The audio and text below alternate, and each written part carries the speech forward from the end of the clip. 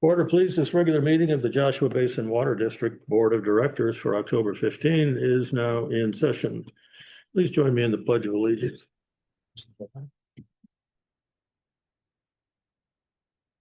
I pledge allegiance to the flag of the United States of America and to the republic for which it stands, one nation, under God, indivisible, with liberty and justice for all. Thank you. Yeah.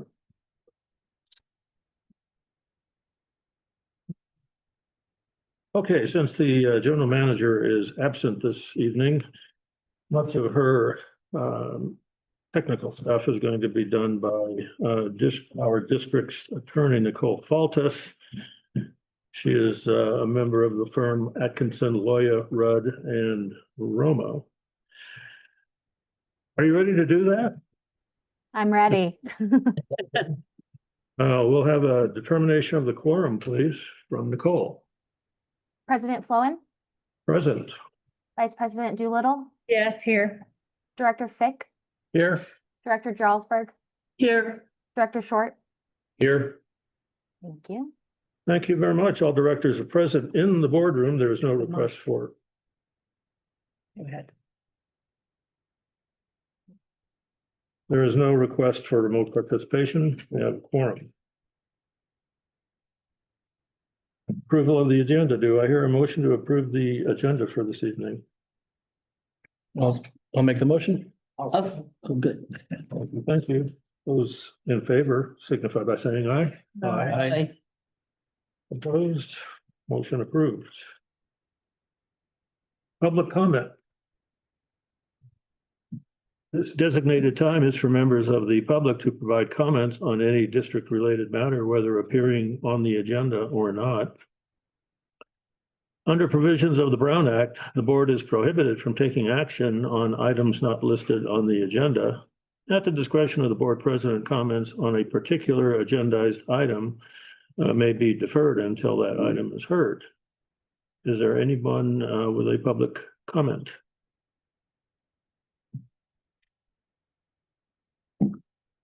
Hearing none, public comment time is now closed.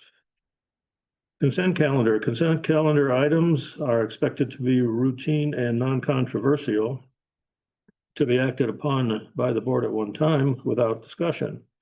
If a board member or anyone else would like to have an item handled separately, it will be removed from the consent calendar agenda for separate action. We have one item. It's the draft minutes of the board meeting of October 1. Does anyone want to remove this item from the consent calendar? Hearing none, is there a motion to in favor? Is there a motion for approving the consent calendar? Make the motion. I'll second.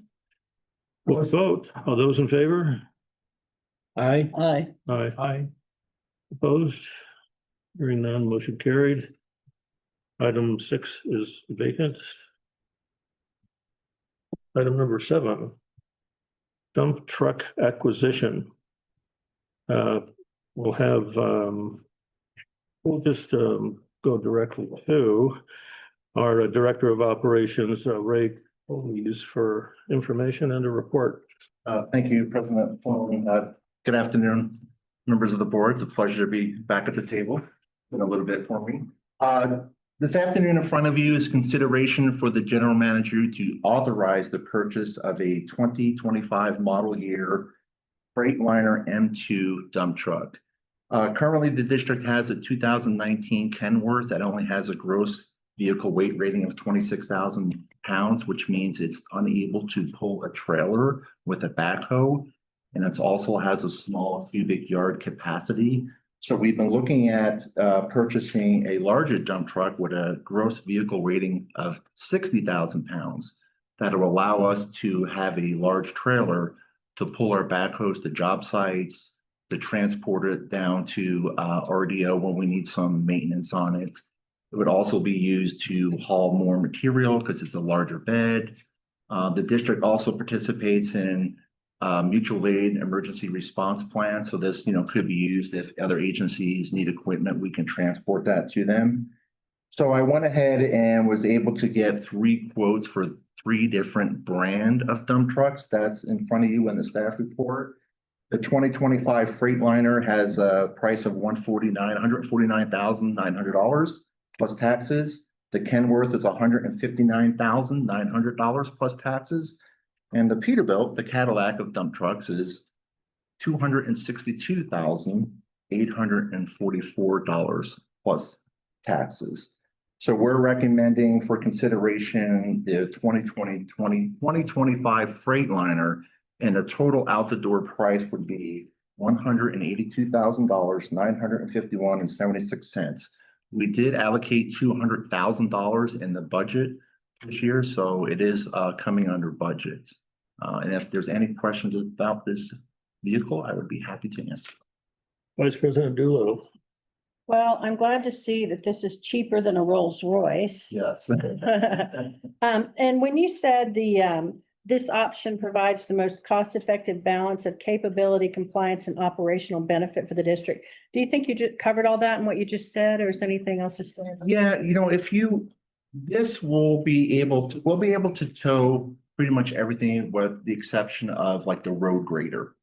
But that's meant to travel over the road, hence the name road grader. If you wanted to go up in the capacity of a dump truck, they call that a Super 8 or Super 10, which would probably tow about 100,000 pounds, but then you go up in cost. So again, when you see that, the cost benefit, what we want to buy to what our needs are, we feel this size dump truck is adequate. So this size dump truck will be adequate for the size of our district and the roads that we have to travel and all that. We're not going to get down in 2 years and say, dang, I wish we'd bought that other one, that more expensive one. Okay. No, All right. very confident with this size vehicle. It's very common in the industry. It does require a Class A commercial driver's license, Mhm. which we're in the process of getting some of our staff members licensed.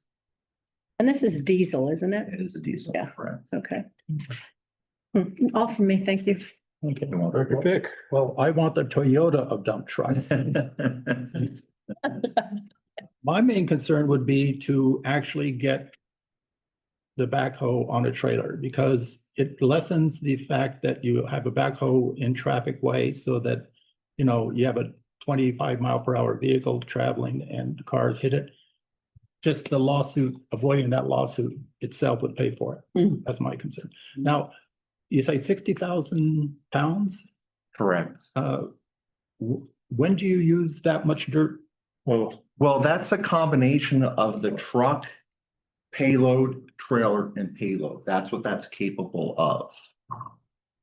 So the gross vehicle weight rating is the combination of all those.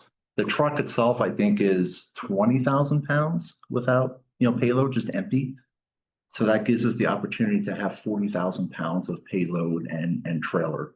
Do we have a lesser dump truck right now? Yeah. So the 2019 dump truck that's referenced in the staff report is only rated for 26,000, which we don't have the ability to tow a trailer with a backhoe on it. It's too small. It doesn't have that rating. And it's only, I think, a 3 to 5 yard bed capacity, which is pretty small. So we're very limited with the current. Mainly, we cannot tow a trailer with a backhoe on it with the current dump truck. Well, for me, that's the biggest advantage of this. It's definitely a safety issue, which is mentioned in the staff report, especially at nighttime. The backhoes are sometimes a little, sketchy on the road, as they bounce and all that. So this improves our safety, our flexibility, our operational. Yeah.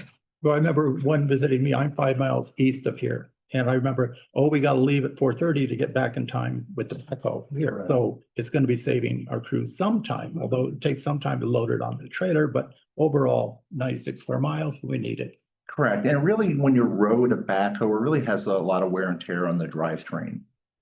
And, the tires, but the drivetrain, the tranny, the gearboxes and whatnot. So again, this helps with that also. Okay. And, instead of having John Deere come up here to service our equipment, which we pay premium, we can haul it down there too, which right now we don't have the capability of doing that. So it gives us a lot of flexibility. Okay. Well, I'm happy. Thank you. You're done. Director Ellsberg. A couple things come to mind. Is this the kind of vehicle that could be of use in an emergency to the whole Morongo Basin? How many others are there out there? Yeah, again, like I mentioned, the Joshua Basin Water District is part of ERNI, which is a mutual aid agreement with Inland Empire agencies and Cal Warren, which is statewide. So this allows us, if there's a request that comes out through the mutual aid network and they're requesting equipment and or staff, we have the capability now of hauling equipment to another agency that's in need. So that gives us that flexibility also. Okay, cool. Oh, I had another question, but in the meantime, I might bring up something we talked before the meeting, about maybe using this in a parade to, carry staff and wave at the crowd. You could do whatever. As it's a beautiful truck. Yeah, and we also have in the budget a matching trailer that will go with this, but we're not ready to bring that to the board at this time for the approval of that trailer. Oh, I know what my other question was. How often do you think it will need to be used at this, larger capacity than the other one? Well, hopefully we don't have a lot of leaks, so I won't mention that, right, which I just did. But I'm estimating you may have 12 to 15 hours a month usage on a piece of equipment. Okay, Yeah, that's estimated. Again, there's a lot of variables there. yeah, okay. Yeah. Thank you. You're welcome. Director Short. So Valoo is the company that we buy the truck from. They buy the cab and chassis from Peterbilt, Freightliner. So the warranty for the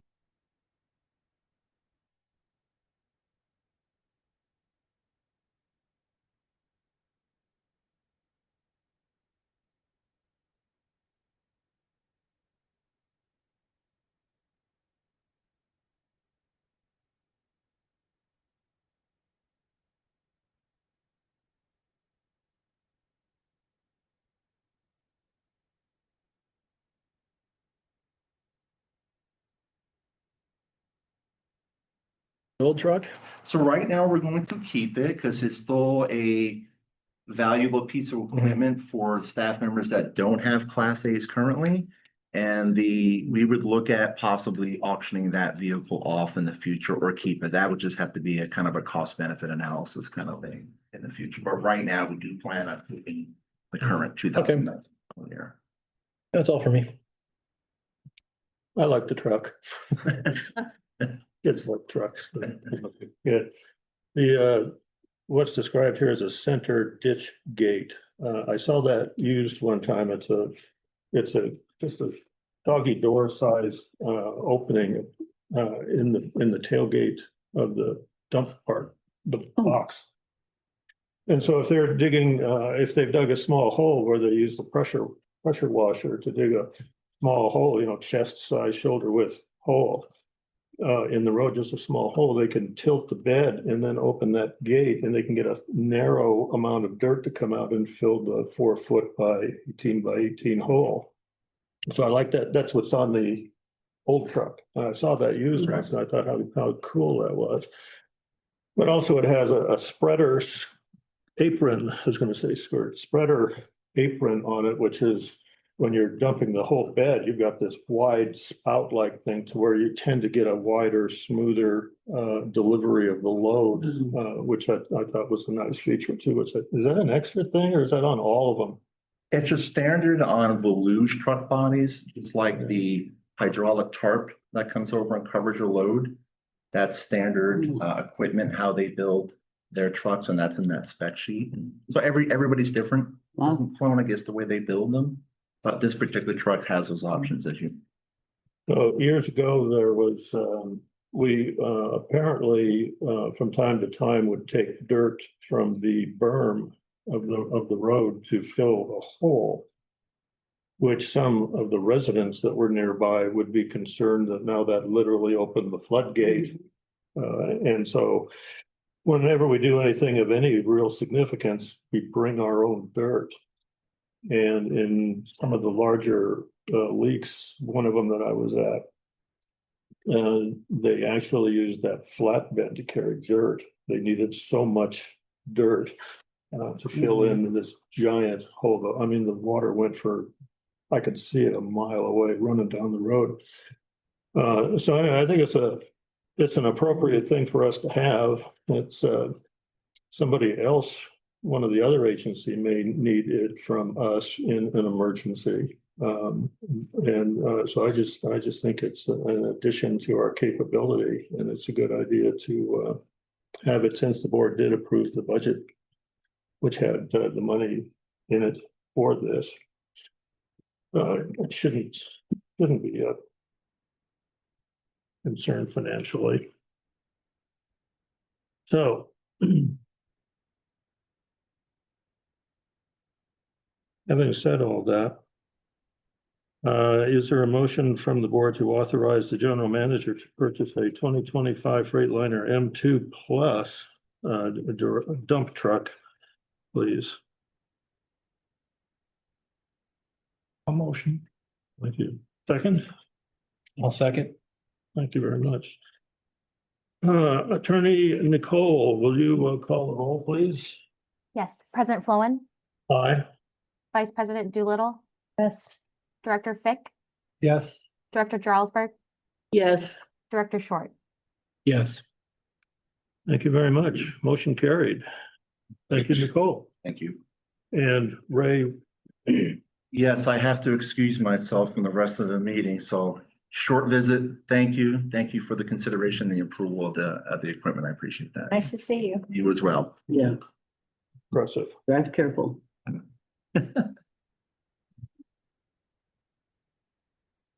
Next item is the August 2025 check register. That will be presented to us by Director of Finance Ann Roman. Very much. Good evening, everyone.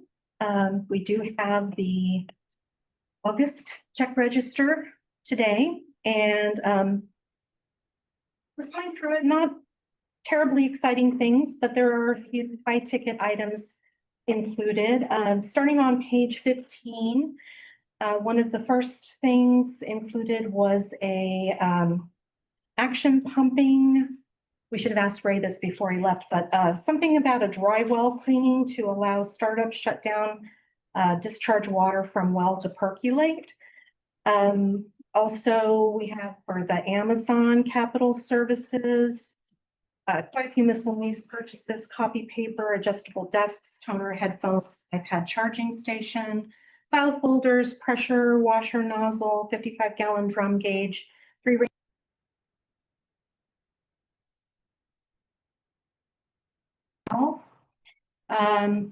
also, at the bottom of page 15, you can see 3 routine CalPERS invoices. We have 3 because there were 3 payrolls.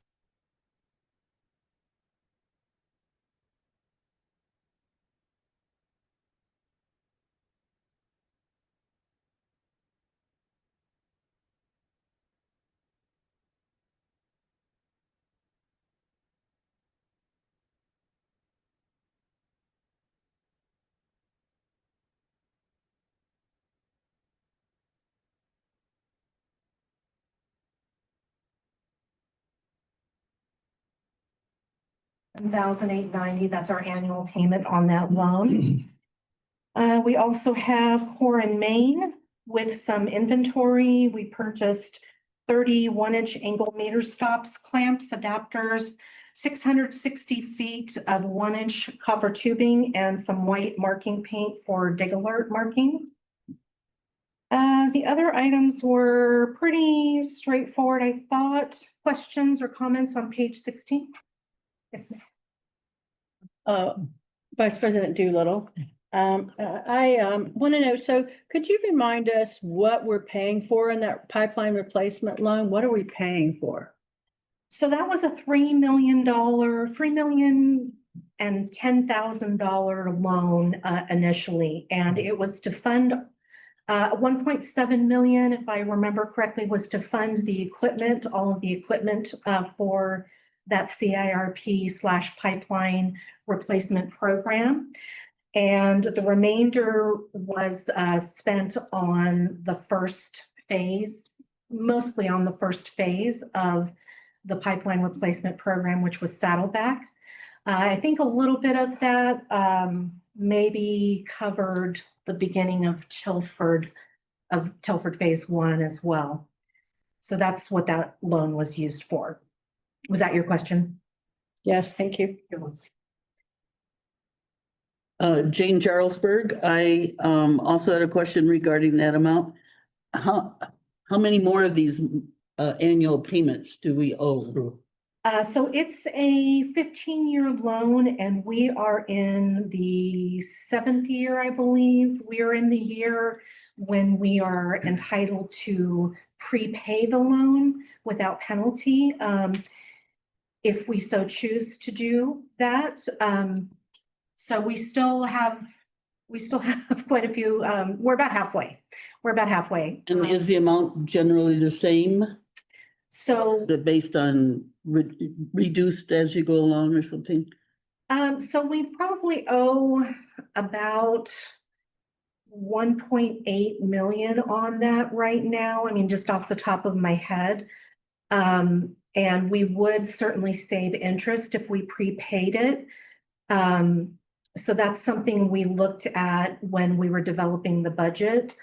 We did not at this time decide to move forward with bringing that suggestion to the board because of the impending Chromium 6 project, but we may find that we have to pay that off before we can finance for Chromium 6. So we'll find out a little bit more about that as we get further along with our 10-year projection and advice from Ridgeline, which we contracted after the last board meeting.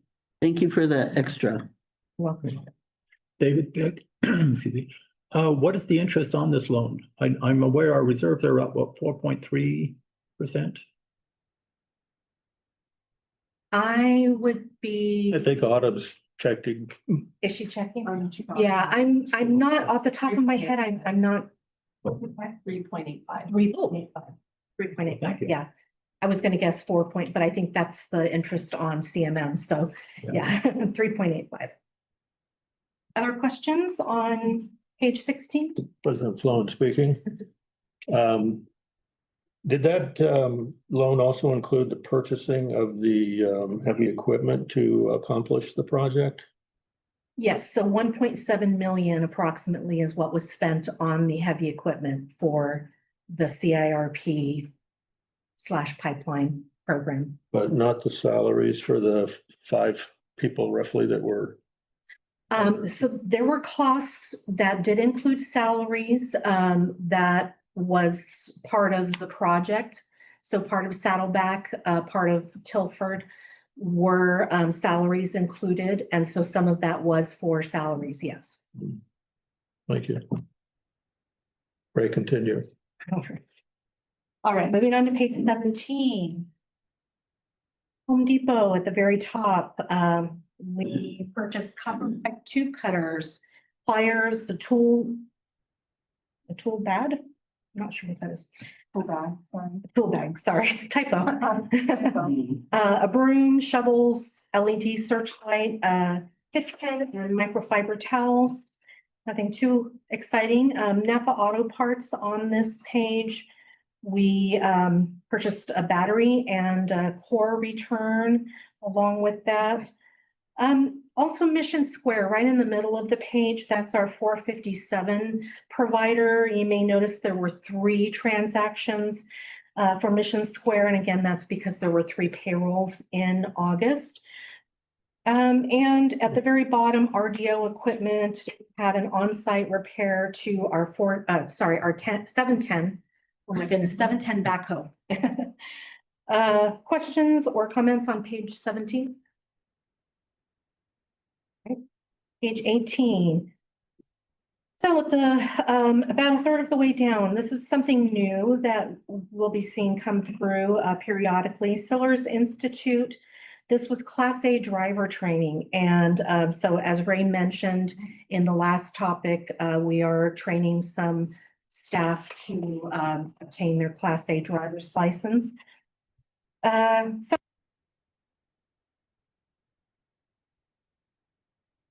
the big bill, the one for the power for pumping bill, which totals 45,338.18. It's split in the detail there. And that's just because it was the fiscal year.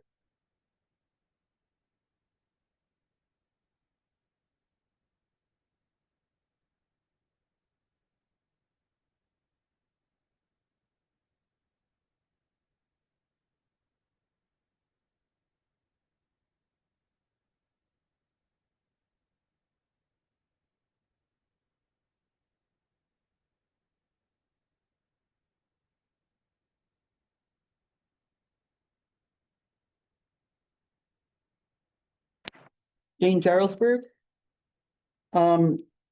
Utility at the bottom, utility cost management, Yeah, SCE Savings Commission, is that the group that was helping us save money? correct. And this is their little bit of This is commission or whatever. correct. This is out of that. They worked hard for this little amount of money. Yeah, Okay, thank you. you're welcome.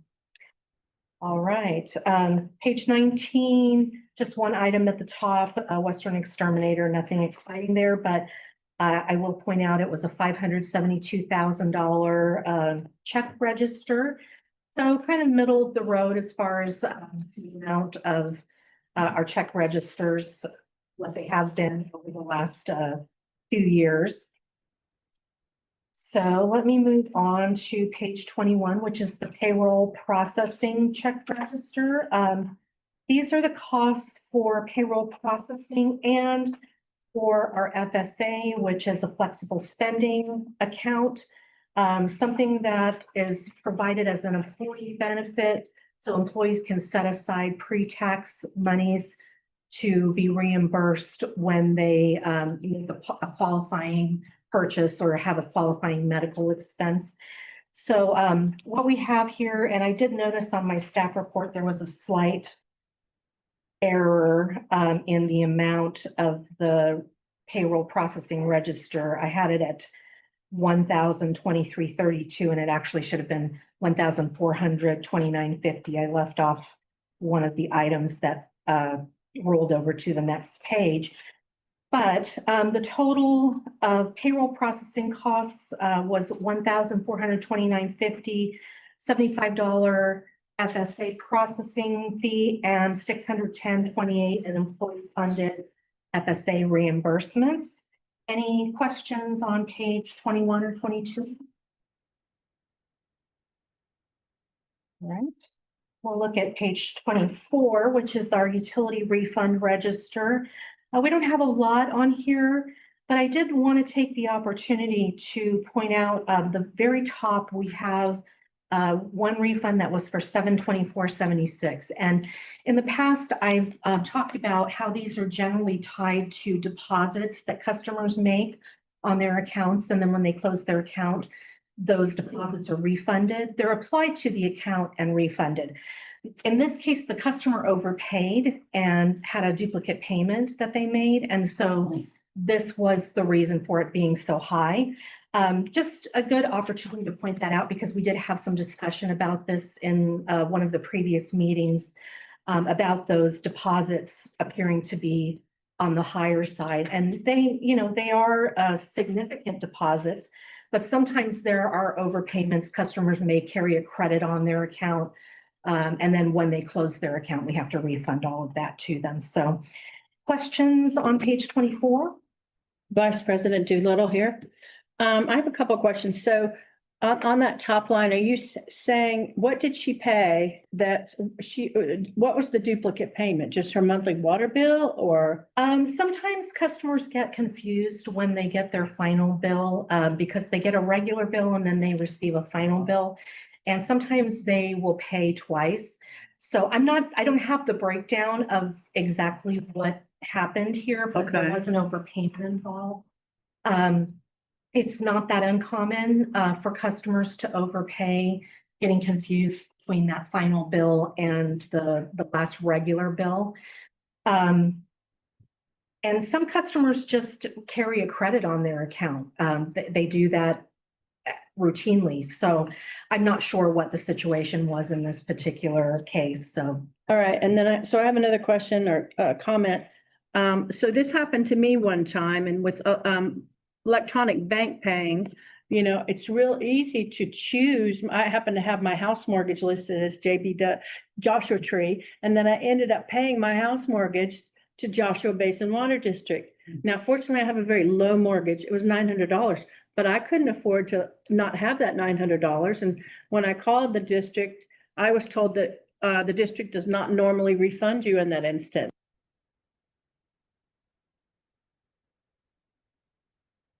I really believe, and this concerns me deeply, we need a policy about this. And we haven't had much luck in getting any policies on the agendas, but I'm just going to say it again. I hope sometime we will.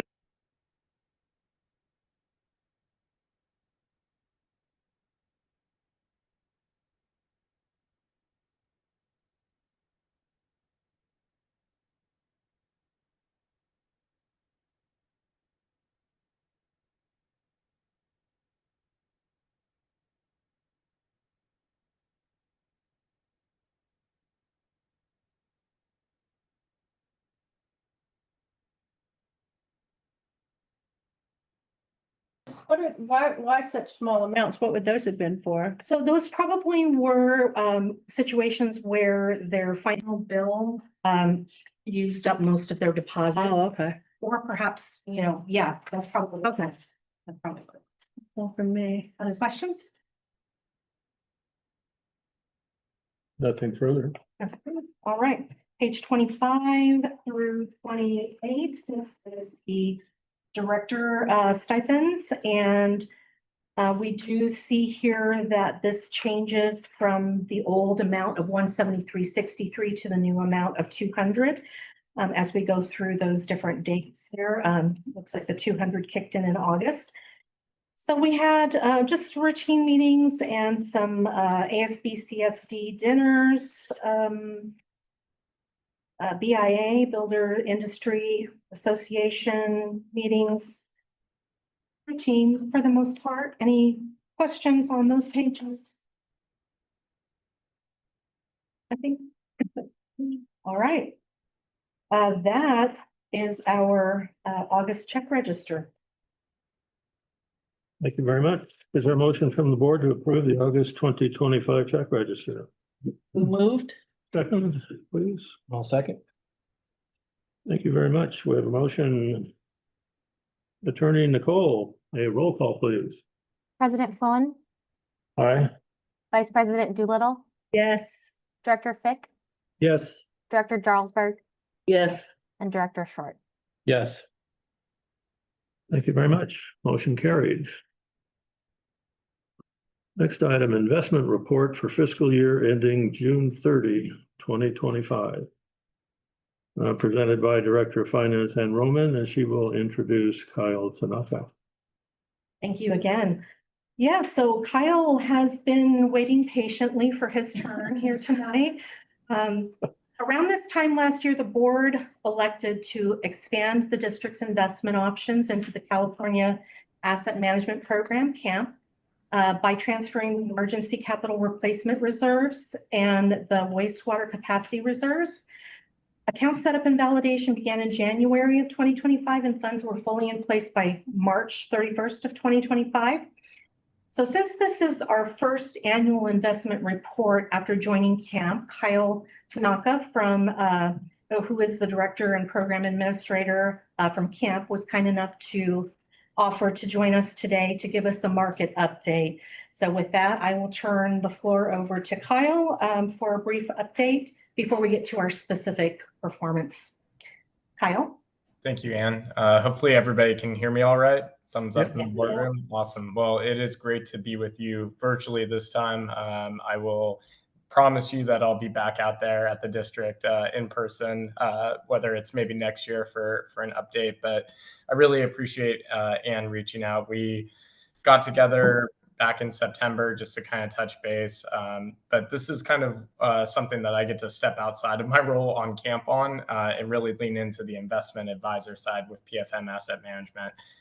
So with that, I'm going to attempt to do something brave and share my screen. I have a couple slides for you. Actually, and it says that it's disabled on my end.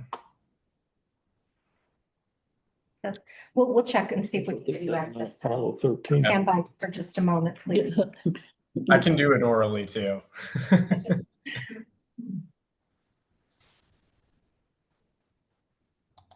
Alrighty. There we go. How's that looking? Can everybody see my slide deck okay? Yes, thank you. Alrighty, fantastic. Again, this is kind of meant to be just kind of a broad market update of what we're seeing. I'll try and draw some points and correlations into the district's current investments between Camp and Leif, just as different points come up. Really, the theme on page 1 here is from a kind of crazy or turbulent year. The U.S. economy is actually quite resilient despite some challenges early on with tariffs spooked the market. When the Fed was going to cut interest rates has been a theme that we talked about even dating back to last year. But overall, kind of just broad market commentary is the resiliency behind the U.S. economy. The second point that I think about when I read some of these talking points is growth is supported because the financial conditions exist and strong consumer spending. So if I was going to leave you with two things, a resilient economy, strong consumer spending are probably the two highlights looking at the year. If you go to that next bullet, the net new job creation, this is where we start to pivot and say, hey, we might be a little worried, or these are things that we should kind of consider looking forward and kind of future run in the market. It's interesting how it's phrased in terms of our marketing on this no hire, no fire approach. To me, that really means that companies have maintained staffing. So you're kind of in a neutral position right now.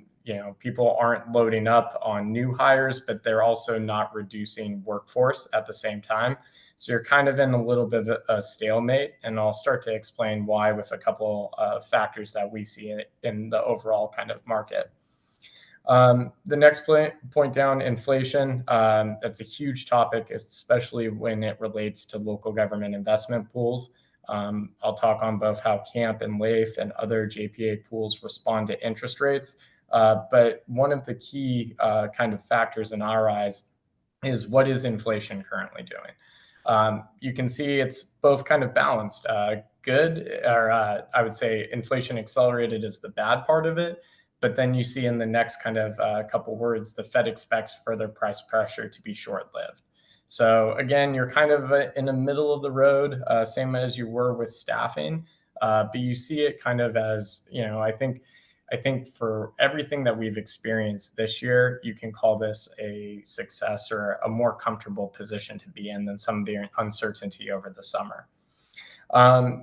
And really that leads back into like the last bullet point there. It's really reduced market uncertainty. We're not going through these wild swings anymore or guesses. We've seen tariffs priced in, which I'll talk about in a second. You've also seen the Fed now cut interest rates. This time last year, I told this board that, we had an expectation, or the market had an expectation of interest rate cuts coming about mid-year this year. That got pushed all the way back until September. Now, while we expect to see future interest rate cuts this year, it just kind of goes to show you that the Fed now felt comfortable and in a place where they felt like they could finally lower rates in 2025. So with that, the first cut came in September. Looking ahead, currently the Fed dot plot, which I'll show you and is probably my favorite chart to go over with folks, shows 2 additional rate cuts this year, or 50 basis points of movement. Now, they're split currently on that. Some believe there will only be a 1 cut or 25 basis points, where the other half of the members favor 2 cuts or 50 basis points. To pause here and draw a correlation to your investment pools and how this all relates is that an interest or shorter duration investment vehicle like Camp will be impacted more quickly and in a negative way in terms of its rate of return during an interest cut or an interest rate cutting cycle. So when an interest rate cut happens, our yield will depreciate more quickly than, say, LAIF, which is a state pool, a longer duration investment fund. Probably about this time 2 years ago, I was telling you that, from a rate environment standpoint, when rates were up around 5.5%, it was a no-brainer to invest into CAMP from a yield standpoint compared to LAIF. As rate cuts come down and fall, unless funds aren't truly needed from a liquidity standpoint, it makes sense to now overweight back towards the state pool. So that just kind of goes to speak to how I'm always looking at interest rates and kind of talking to our shareholders about the importance of rate cuts and rate hikes. But so our expectation is if we get another 25 basis points of cuts or so, or one cut this year, you should really expect to see LAIF and CAMP's yields on top of each other for the first time. Currently, there's still about, call it 0.05 to 0.10% spread between the two pools. So I still think there's some leeway here. It's not an urgent, you have to jump and overweight back out, but you would expect that with one additional rate cut. With two, you would expect LAIF's yield to hang on a little bit longer. Moving back to the final kind of section on this slide, just treasury yields in general. Again, vehicles like CAMP, which were a short duration investment pool, the front end of the yield curve was inverted, where the front end was paying out more than the long end of the curve. You've started to see that normalize and the front end to drop below back into a normal frame compared to the 2 to 7 year treasury yields. So for us, you're entering a more stable economic kind of rate environment looking forward. Now, I mentioned tariffs. I think this chart is very wildly interesting because you hear it in the news a ton, tariffs. What has been done year to date? You see almost $200 billion in tariff revenues that have been realized since this administration started putting pressure on tariffs and reworking some of our agreements with other countries. Again, the idea here is to not cut into the federal deficit, right? You're providing this additional funding source that wasn't there by increasing tariffs on other countries. So it'll be interesting to see how this kind of either continues to normalize around the 30 billion or so, or if you see it continue to ramp up kind of in between the April to June range as further agreements and deals are reached with other countries. But to me, it just kind of illustrates the administration's kind of focus or shift on monetary policy since Liberation Day in April of this year. Now, I mentioned the Federal Reserve and they set interest rates, but really they have two mandates that they follow. The first is inflation and the second is unemployment. And so I think that's where when we talk about interest rate cuts or hikes, the two things the Fed is always looking at is what is inflation doing and where is employment. So inflation in this chart, you can see it's come down obviously from the 4% levels in 2023, which is when we first started seeing rate cuts. Now, long end, you're hoping to get to like a 2% target inflation. We're at 2.9% right now. You can see the mean forecast here for core PCE inflation picks back up, but then drops back down out a year. So this is the question I think the Fed is considering or seeing. You have inflation data that is still hot, but they don't expect it to continue to climb in the long term. So it's always that balancing act. Now, let's say inflation spiked to up to the 4% range. That would likely indicate to the Fed that we need to curb inflation and we might need to hike interest rates again. So again, it's always, and how this relates back to the district is you're always wanting to consider what is the economic environment around you looking like? What are the expectations of the Fed? And that can help make your decisions on an investment side with your pools and how you utilize the pools in each environment. So right now, I think you would say that inflation appears to be in good shape. Even with unemployment, you also think unemployment seems to be kind of normalizing in good shape. So we feel pretty steady for considering where we were earlier this year. On the right-hand side, you can also see just kind of different factors that have tamp down kind of inflation or pass through goods inflation. An inventory drawdown, just to give you an example, is essentially companies are selling out their inventory. They're not necessarily going out and buying new inventory to refill that just yet. So that's where I think when you think of kind of the tariffs and the impact, you see some maybe inflationary measures that might be taken towards the last quarter of this year or into next year. And so I'm always looking at inflation of just what's the expectation, where is it going to go? And then also the unemployment slide that I wanted to show you all. This is just kind of a rough forecast of where we see unemployment currently and where the Fed projects it. You see in August, the reading was 4.3%. I would say December, March, September out to next year in 2026, you see that as relatively stable. The big question, though, is kind of just the June to July to August numbers. You see that July's payrolls employment increased to 79,000, but then you also see it drop back down into August in 22,000. So I think the question to the Fed, or what people are thinking about now on unemployment, is which of those two numbers is correct? and it's going to be a guessing game, but that's also why you're data dependent. I think for our view, or what we see, you want to see a target new job growth between 75,000 and 100,000 for a typical, I would say, healthy economy. So again, we're significantly off the average from those 3 months. But as new numbers come in, if September posted a higher jobs number, let's say in kind of that 79,000 range, you'd probably make the argument that you feel more confident or better with where the economy is at as a whole. And then lastly, I mentioned, this is probably my favorite slide to show. This is the Fed governors and where they vote on interest rates.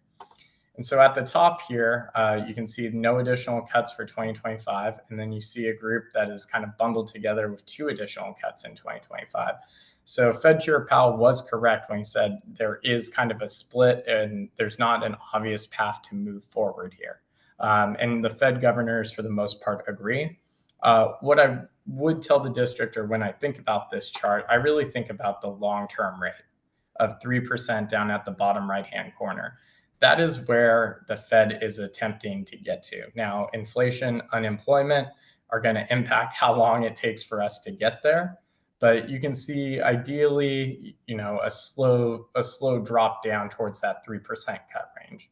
Where we're at is roughly 4% right now for Fed funds rate. So in my eyes, as I'm looking kind of long term and how I evaluate, recommendations to our shareholders on what to do with their funds, if we're still in a substantiated cutting cycle at the end of this year, you do want to see if you can overweight back out to some longer duration pools to lock in, so that you won't have to necessarily ride down that interest rate curve, having a yield depreciate from 4 to 3%. Now, I think you can make the call that in local government investing, getting 3% on overnight funds or money is still significant, but it's not to the level of where we saw Fed funds rate at 5.5% coming out of 2022, 2023 time range.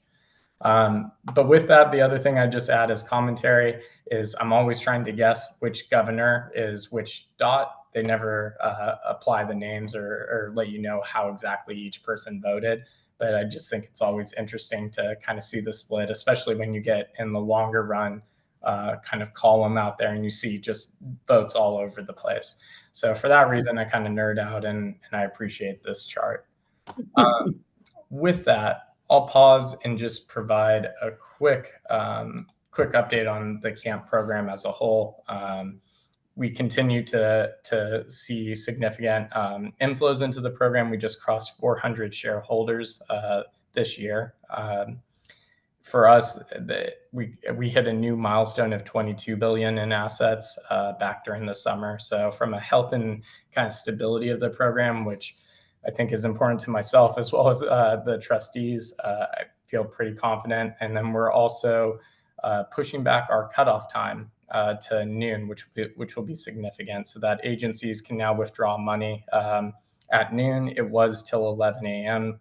For same day money, but I believe that's going to be an added liquidity benefit of the pool. And I'm very fortunate that my coworkers, colleagues at PFM Asset Management were able to push that through this year. So that will be coming out as an announcement in the next 2 weeks. But overall, I think the program's operating how it should, and proud of our team. So any questions at all about the market, about the district's investments, or anything I can answer? Vice President Doolittle. Yes, hi, thank you for being here, and I really appreciate Director Roman arranging for this. It was very informative and funny too. So, but at one point you said that the Fed Chair Powell, I know that he's nonpartisan, and so I was glad to see that what he said about tariffs, because I'd been hearing something different, that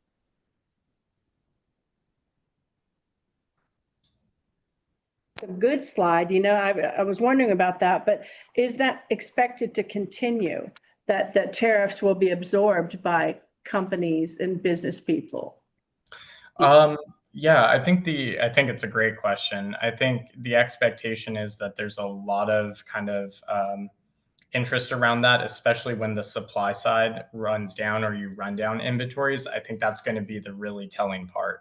There's other industries that are somewhat protected from tariffs as well, in terms of pre-existing contracts already set up or negotiated deals.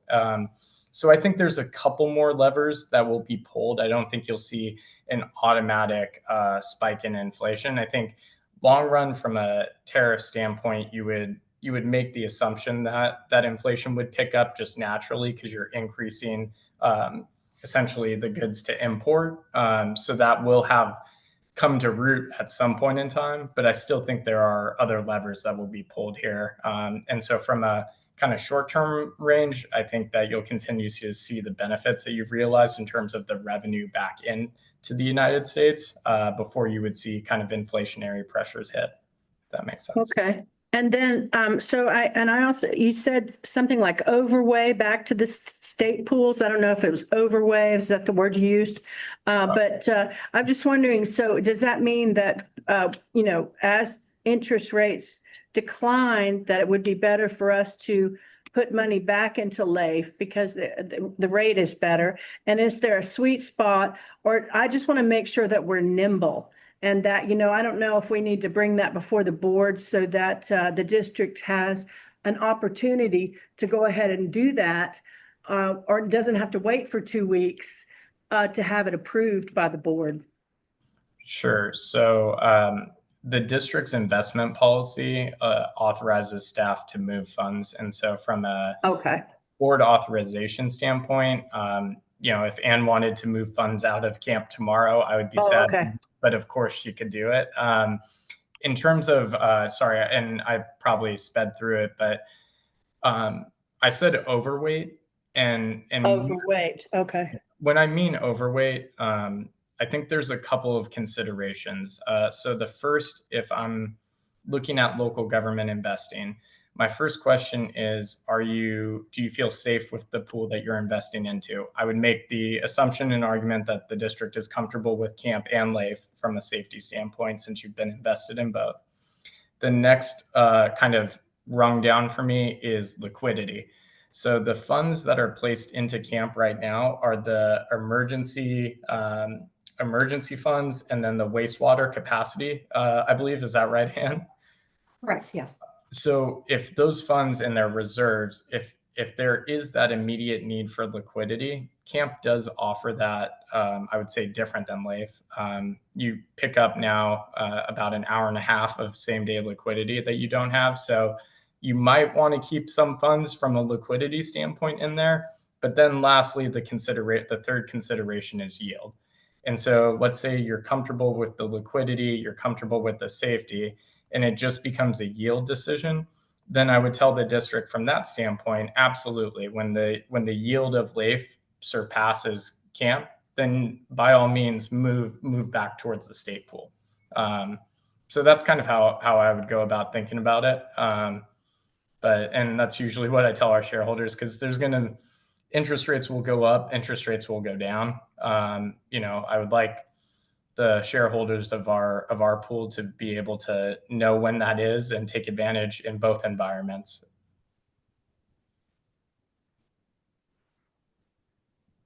Good deal. Director Fick? Yes, several questions. One, I think the consumer purchase or trust in the situation is trying to avoid tariffs. So I don't know how artificial this push forward in the consumer practice is going, because the tariffs are a constant threat in this kind of situation, which kind of pushes that. I'm very happy to have the investment pool option through Ann. She's probably happy with it too. And it looks like interest rates crested about a year and a half ago, and they're sort of slowly descending. Now, I noticed in your charts that you have forecasters. My question would be, there's got to be a track record of these forecasters. In other words, if you compare what they forecasted and what actually happened, is there a forecaster rating system? I'm sure there is. I don't have one off the top of my head. Most of this data comes from the Federal Reserve itself in terms of what it's forecasting. I'm sure there's a report that some analysts have put out together that have showed kind of the track record of their forecast. I might say glibly and say that they've been right or wrong or probably all over the place throughout their history. But yeah, I'm sure there's such analysis out there. Okay. Well, I'm not a money man, but we're trusting you and well, thank you. Director Charlesburg? Yeah, I don't have much comment. I appreciate the information and the update. I was thinking that the point is diversification with liquidity, which I think you covered pretty well. Appreciate it. Director Short? No questions. We're going to do a little refreshing of my memory here, I think, for the benefit of our guest. And this local agency investment fund that we've mentioned, LAIF, that is a state government program. It's through the Treasury Department, and that's last I heard, that's run by Fiona Ma. And there's a committee associated with her and the Treasury that we can invest public monies in, and they determine what the investments are, and they manage all that. And so that's what we have traditionally had for a long, long time. But as I recall, qualification.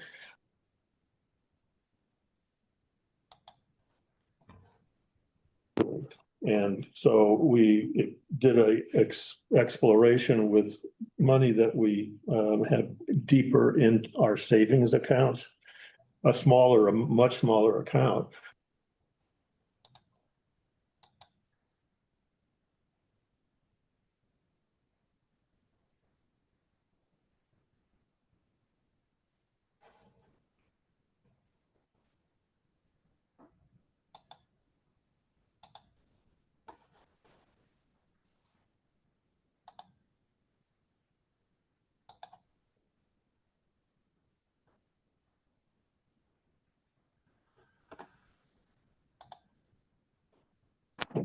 And the appealing thing for a long time about having the state do it was because it is a real government agency, so to speak. And we can then point that out to the public that that's where their money is. It's a government agency, and none of us have our hands on the money or where the money goes, which I like the appearance of all that stuff personally.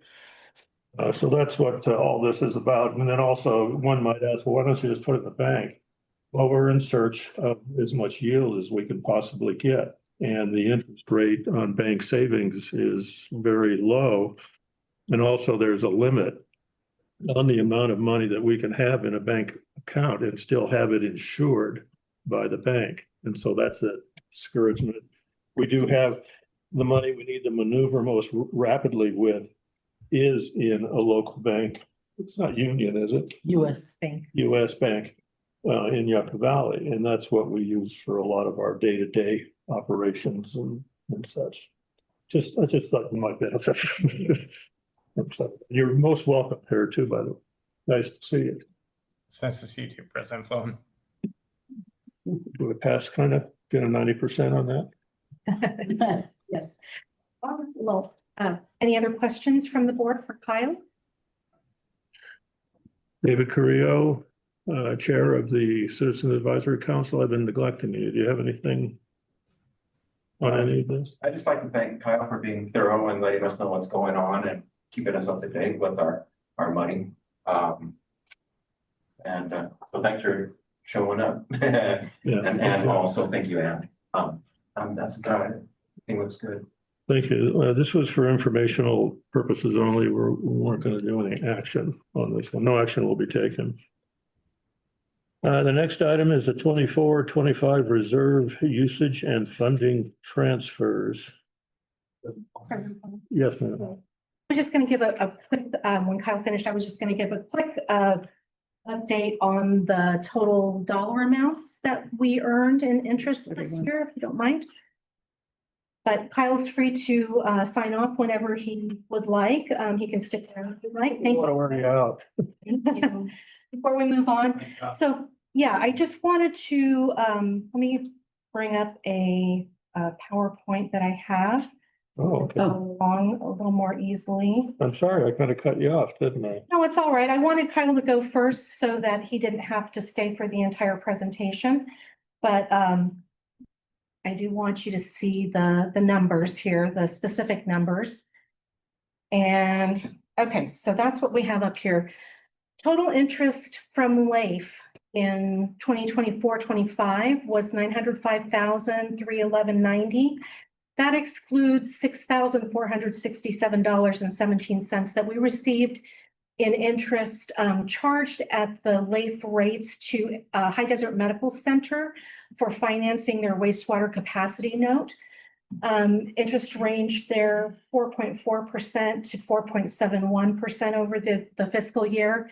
And our interest earnings from camp were $77,898.92. We were not fully deposited into camp until the end of March 2025, and that was for the wastewater capacity and the emergency reserve funds. Interest rates, they're ranging from 4.41 to 4.55%. And total interest between the two, camp and LAIF, $983,210.82, plus the small amount that we received from HDMC for the wastewater note financing. And we did have other interest earnings from US Bank of $494.92. So not very significant. And that's not in the table that I included in the packet, but you can see all of the detail there of how on page 31 of the packet, how that breaks out among the different funds that receive the interest. The interest is proportionally allocated to the legally restricted funds, and then the remainder goes into our cash reserve or cash flow reserve. And on the camp side, so that's on the LAIF side, on the camp side, we do have the emergency reserve fund and the wastewater capacity fund earning interest directly. Those are set up as sub-accounts. And so we do see now that those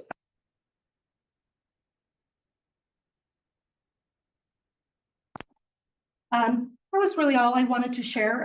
Just those numbers. This was a very lucrative year in terms of interest. It was a record year for the district. And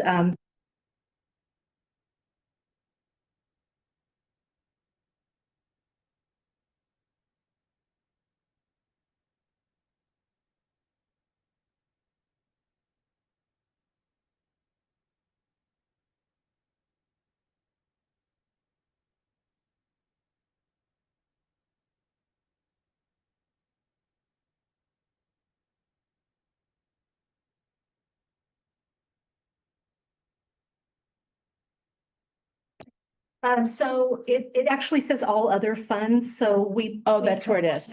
all of Okay. the miscellaneous, the cash flow reserve, the balance of all the other funds that are not legally restricted funds that we're required to allocate interest to.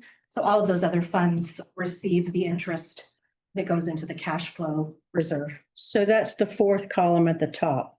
Correct. Okay, and so, but is that, so is that what we used to pay our bills with?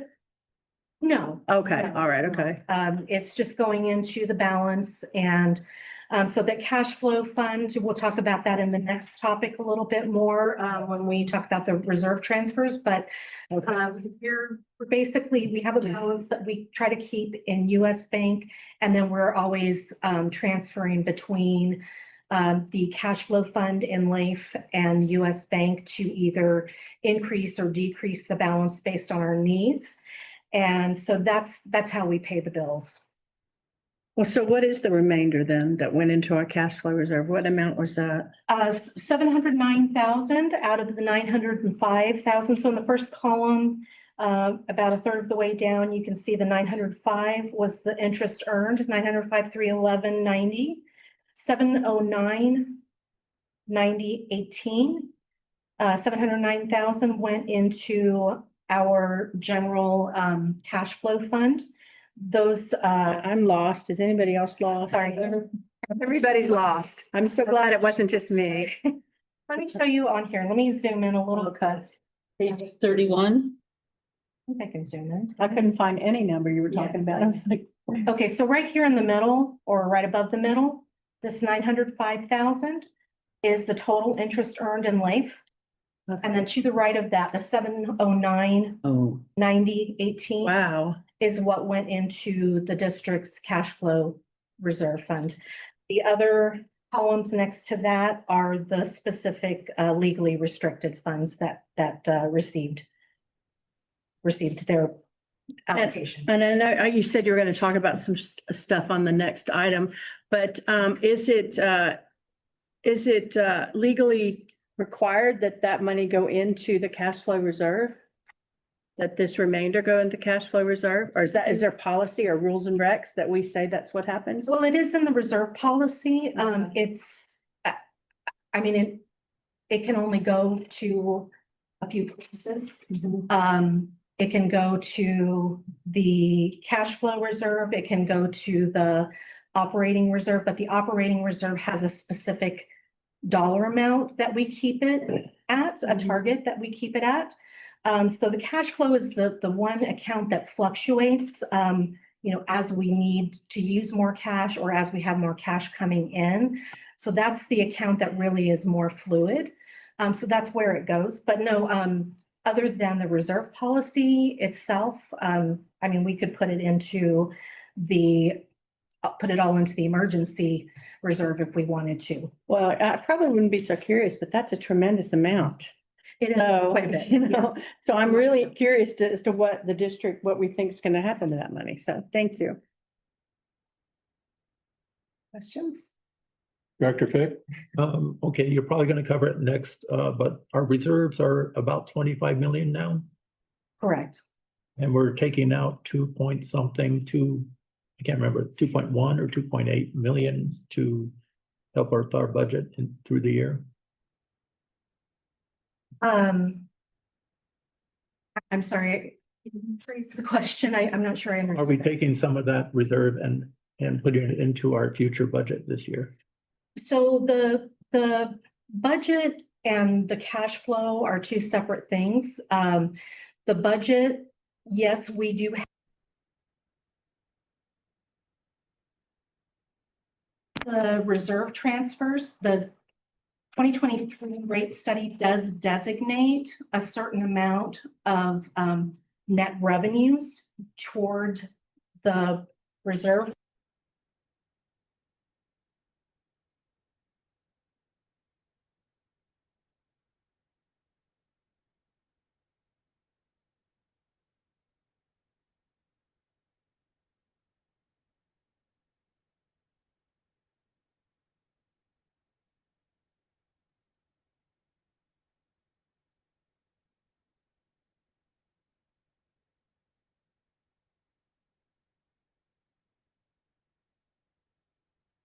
no questions at the time. I'll wait for the next item.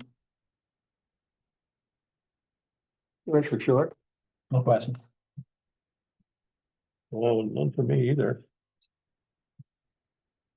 Next item, 24-25 reserve usage and funding transfers. Again, Director of Finance and Enrollment. Thank you again.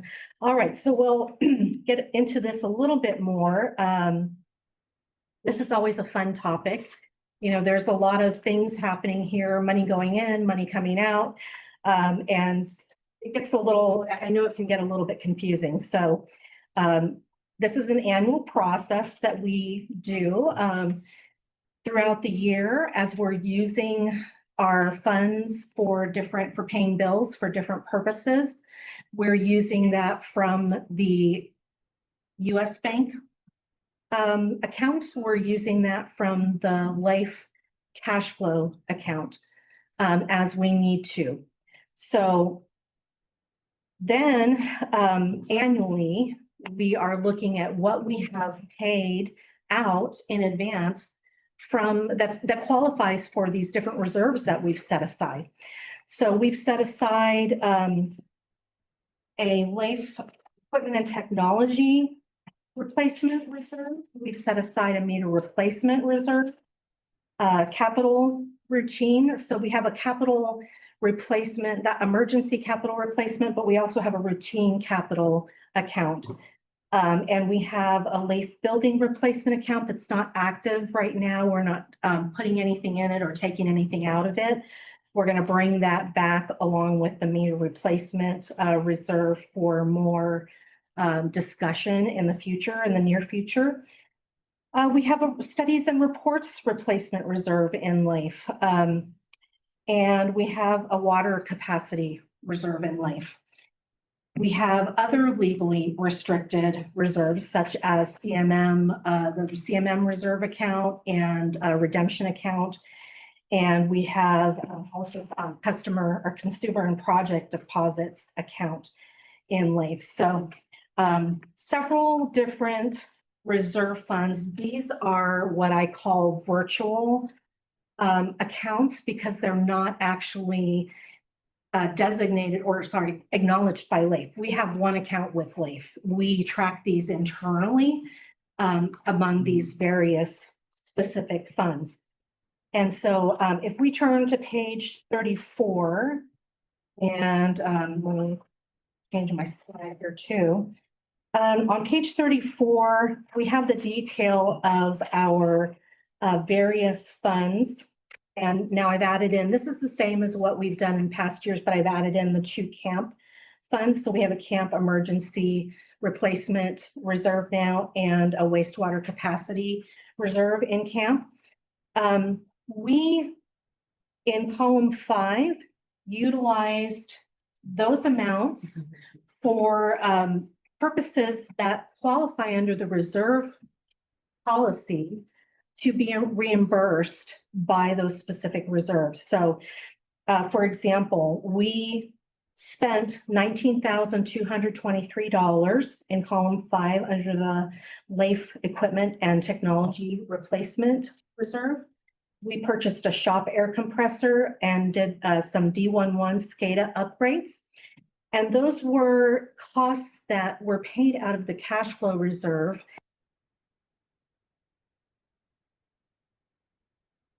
Equipment and technology reserve. And so we're going to now reimburse the cash flow for that. And in addition, in the green in column 6, if you have color, I don't know.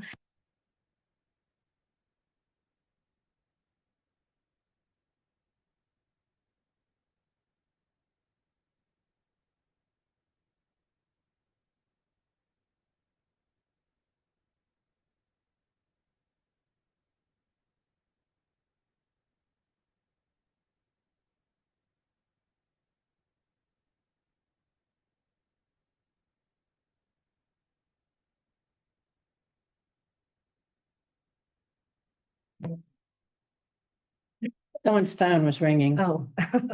Still ringing. Okay. That's a phone, No, it's just stuff coming in. not my pacemaker.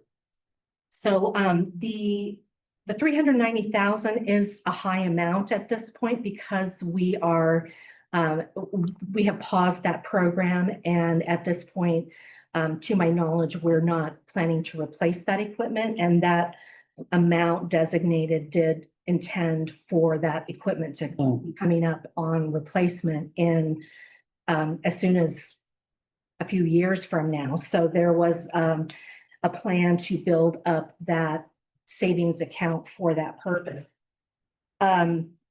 So when we start with the beginning balance of 299,709 and we take out the qualifying usage and we add back in the replenishment of 390,000, we end up with a balance of 670,475 in that particular account. I won't go through each one of these individually, but hopefully that gives you kind of the idea of how this movement is happening.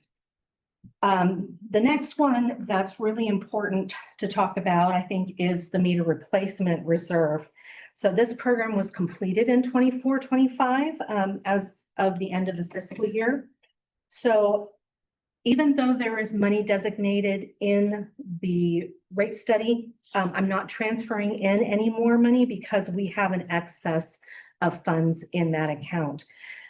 We have, after reconciling that program, we have a balance of 671,540. And we're going to bring this back in a future agenda item to go over the reserve policy and to go over the meter replacement reserve to see what should be done with those remaining funds. And also what should be done with the remaining funds in the Leaf Building Reserve account. Same idea here, Leaf capital routine. We did D11 booster rehab, Belmont design, well 14 Myox, 3 emergency booster pumps, purchased a JD, I think that's supposed to be JD, 210P skip loader, windbreak structures at the office, and a DBI Sala lift tripod winch. So that is the total of 1,007,457 usage that we will reimburse the cash flow fund, and 2 million coming from the cash flow fund for what the rate study designated. No activity in the building replacement. The studies and reports, not a lot happening in this 24-25 year, but there is more on the budget for 25-26. In 24-25, we did the strategic plan, cross-connection control policy, urban water management plan, all totaling 31,250 to reimburse the cash flow fund, and 208,000 going in from the cash flow fund as designated by the rate study. Nothing happening with the emergency capital replacement because the rate study does not mention that in terms of funding that program further.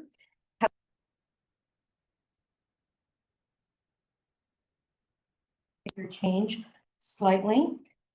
Then we have the wastewater, and I just combined them for purposes of space here, but we have the camp and wastewater capacity in row G.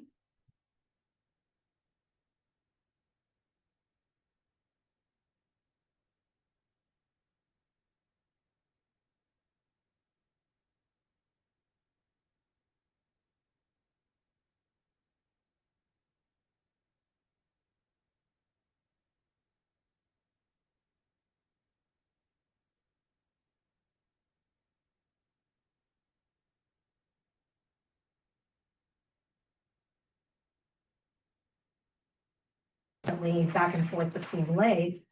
And then periodically, we're taking all of that wastewater capacity money and transferring it over to camp for longer term investment. So total balance there, 2,926,413. And the water capacity that's still in Leaf. We did not utilize that Well, we utilized actually 275,905.52 for Tilford Phase 2, but we already did the transfer for that. That came to the board separately back in July of 2024. So that was in this fiscal year, but it's already been done. So nothing on this schedule to transfer there. And the legally restricted reserves, we're constantly transferring there as we need to. So for example, with CMM, when a debt service payment comes up, we're transferring among those reserve funds as needed. So no activity here, balance of 1,138,805. So those funds, we have a subtotal here, and then the total of the rate study funding, 2.598 million. That is coming out of the LAIF cash flow reserve and going into those individual funds. And the in addition, 102,772 is going into the operating reserve so that we can keep those 3 months of operating expenses that are designated by the reserve policy in that account. So those two figures, the 2,598,000 and the 102,772 total the 2,700,772. That's going to be coming out of the cash flow fund. And then $1.453 million, $10 for those various uses that we talked about will be coming out. Sorry, we'll be going back into the cash flow fund. All right, so that's the detail of that. I have a few, so we talked a little bit about it in prior years. We talked a little bit about an analogy, sort of these various funds. I'll have one. I can't see it. I can't read it. Oh, sorry. Yeah, can you? Yeah, I don't know why it's not letting me zoom in though. You're hitting the zoom button down there on the bottom left? See that measuring glass, yeah. There we go. Well, it's not. Oh, there. Oh, there. Okay, so it's a clipping, so it's a little blurry to begin with, but so the idea here was just that we compare these funds to budget envelopes that you might do for your household budget for, designating for a specific purpose. And then as you spend that money, you've got to replenish it. If it's something you're going to do again, you've got to replenish it. If not, that fund's going to go away. And that's where we are with the meter replacement fund and potentially the building replacement fund as well.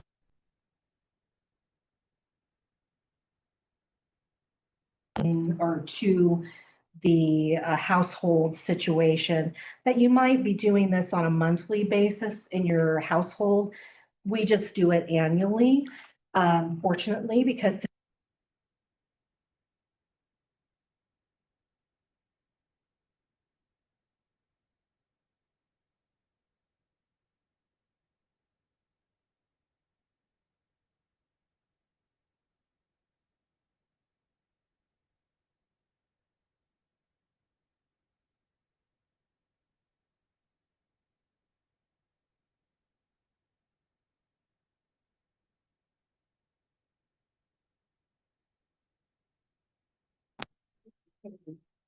so if anyone is interested, I updated the cash account map. So we have a lot of different accounts going.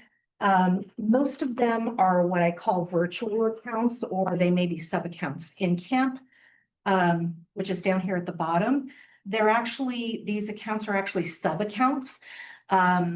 Whereas in LAIF, this middle section, the accounts are not acknowledged by LAIF. There's only one account and we track all of that internally, all those different accounts. But you can see the movement here from the very top from our general fund that's in US Bank over to the payroll fund as needed, and then back and forth to the cash flow reserve as needed.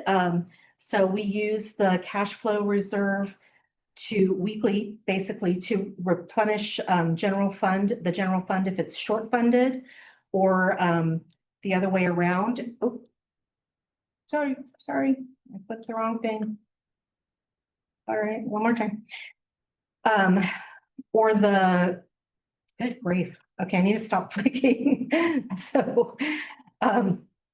So back and forth between the general fund and the LAIF cash flow reserve, as we need to deposit customer payments or as we need to pay additional bills.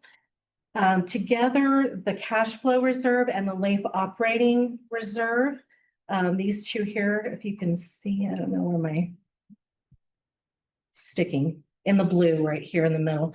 The LAIF cash flow reserve and the LAIF operating reserve, those two together need to equal at least 6 months of operating expenses per the reserve policy. Then all those individual reserves are down here in the green: the building replacement, reports and studies, equipment and technology, meter replacement, capital reserve. And then the emergency capital reserve is now over here in camp. So you can see how that sort of transitioned. Then we have also in LAIF, the CMM bond funds. There are 3 reserves for that purpose. The water capacity reserve, the LAIF wastewater capacity reserve still exists in LAIF, the wastewater capacity reserve for short-term use. And then we're using the camp, long-term investment for wastewater capacity.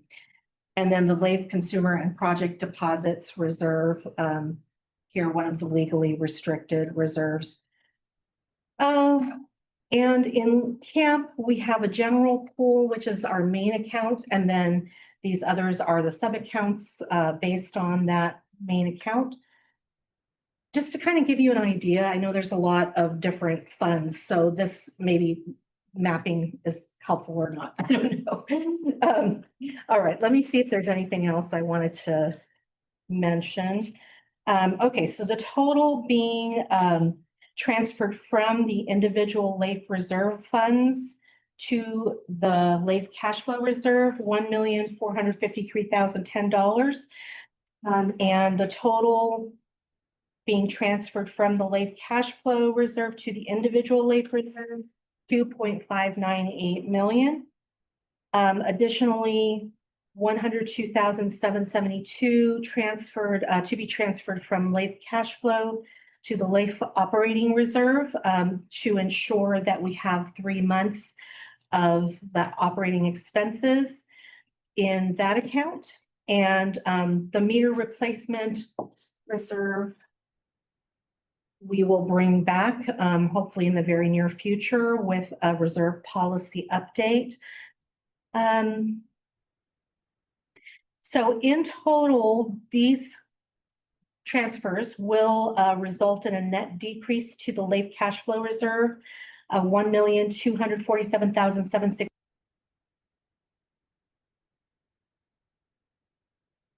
You can see here we started with $24,817,257, and we end up with that same amount after all of these transfers. So we're just transferring.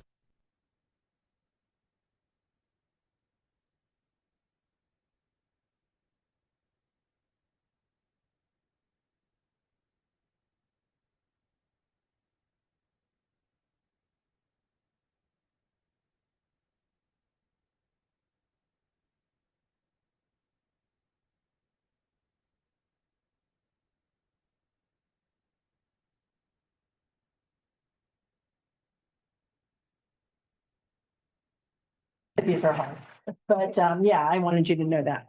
Okay, so so on page 34, in this graph, this reserve account graph. So one thing I'm going to say is, I think that we really need a financial workshop. This is a lot to go through.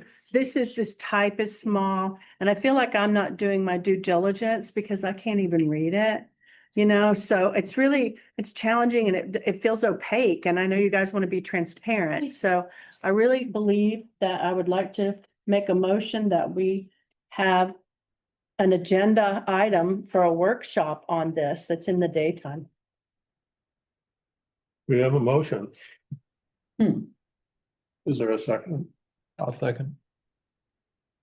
Those in favor say aye. Can we have a little discussion maybe Okay, yeah. for the vote? If you want. Well, I mean, I'd like to hear more about your idea. Well, so what I'm saying, this is a lot. It's a lot to cover, after we've already covered a lot of other stuff. I struggle with understanding, where all of a sudden we ended up with $900,000 in interest, which is fantastic.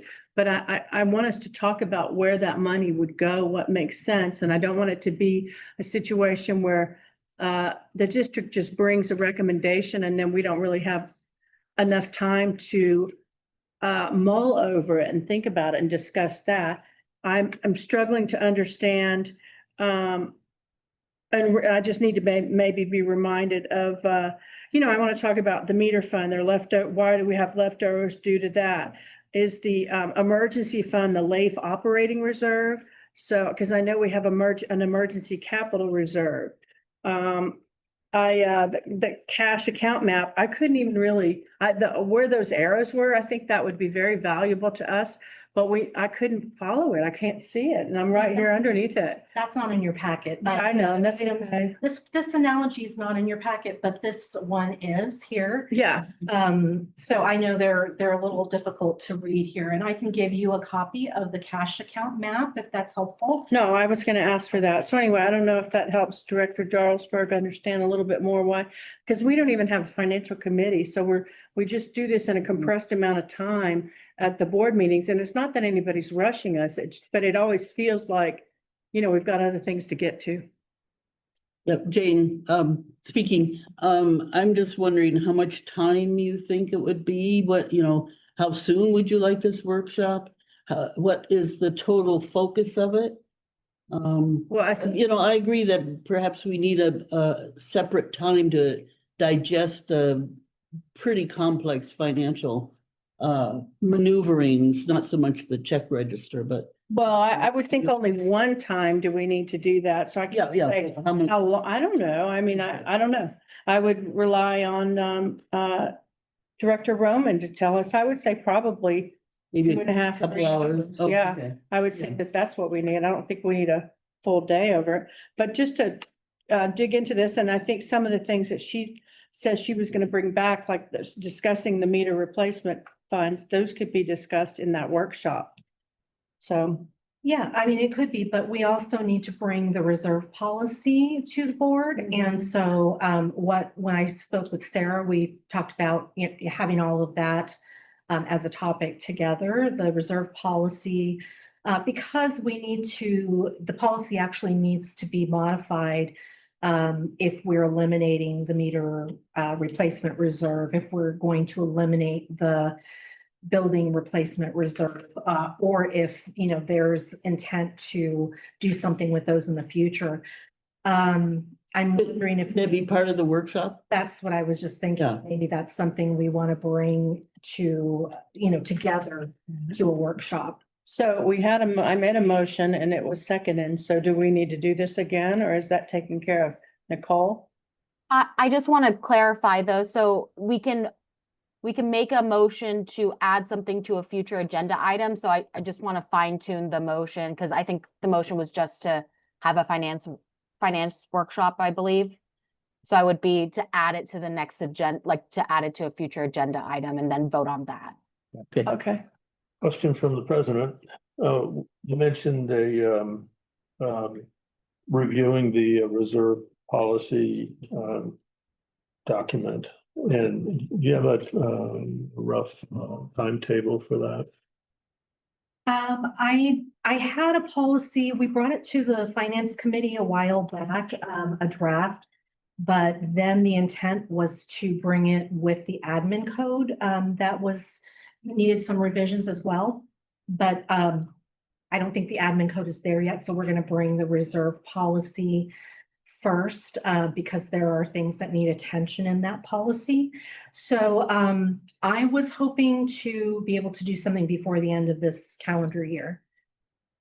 The reserve In policy. a couple of months, in other words. Okay, so I'm gonna remake the motion then. I make a motion that we have a financial reserve workshop discussion to be held separate from a regular board meeting. Sometime on a future agenda, I would say before the end of the year.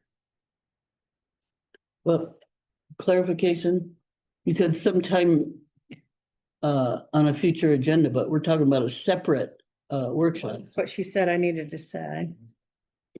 That we add something to a future agenda, so the request to add a finance workshop in a future agenda, that's what the motion would be. Yeah, to I would reflect. say a future separate agenda. I don't want it to be on a regular board meeting agenda. I want a workshop agenda. A special meeting. A special meeting. So how do we say that? A future meeting would encapsulate a workshop or a study session or a Oh. special meeting. Okay, Like we do the Brown Act stuff. yeah, Okay, so I make a motion that we have a agenda on a future agenda, a special workshop related to reserves and related financials. Close enough. I'll second it. David.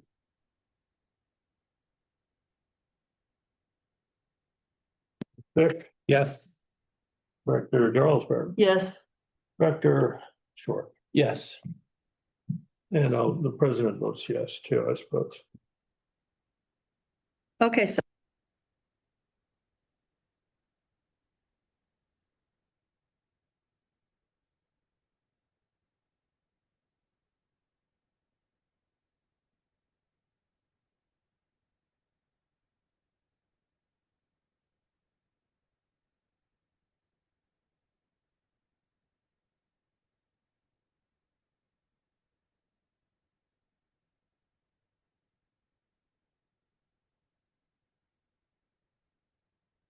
see any need to do that. I mean, if we could do that. Okay, so we'll have to have a Yeah. separate motion, I think. for Yeah. The, if there are no other questions. yeah, we do. One thing I did want to share with you all is, I came from a corporate background and I just wanted to share in my corporate life, if you didn't spend a budgeted amount, that was a fireable offense, or you would get a demotion, or you would be transferred to Timbuktu.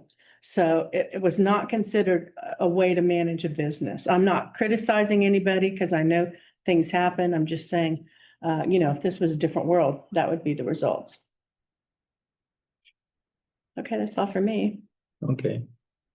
Well, I'm honored that Anne would think that I have in the analogy that I would have 12 different budget categories. I'm not like that. I do business and I do personal, utilities and all that kind of stuff. So I'm doing fine. I have full trust in your decisions on this part. Director Jarlsberg, Yeah, just one little thing. I think that it would be good to go into detail in the future. It's a good idea. But I thought we did something with the building replacement fund a long time ago. I don't know why it's still here. Yeah, we talked about that when we brought a draft of the reserve policy to the finance committee, but it Was that didn't it? go beyond that. Oh, okay. Because Sarah wanted to try to bring that together with the admin code. But we've again decided we need to bring it separately. So we did talk about that, and we'll talk about it again because it's been a while. I want to say that was it wasn't this past year. It wasn't in 2025. I think it was in 2024. So it's been a while, and we'll need to talk about that once more. Okay. That's Director it. Short. No questions. Yeah, regarding that, what I've been thinking about is expanding the definition of a building fund to include the purchase of land. Because first, if you're going to build it, you may be doing it off-site, and first thing you need to do is buy the land. And it could be something in the immediate area too, obviously, but that's another thing. consider. So is there a motion from the board to approve the fiscal year 24-25 reserve transfer, please? So moved? Second, I'll second. thank you very much. Attorney Nicole, a roll call, please. President Flowen, Aye. Vice President Doolittle, Yes. Director Fick, Yes. Director Jarlsberg, Yes. Director Short. Yes.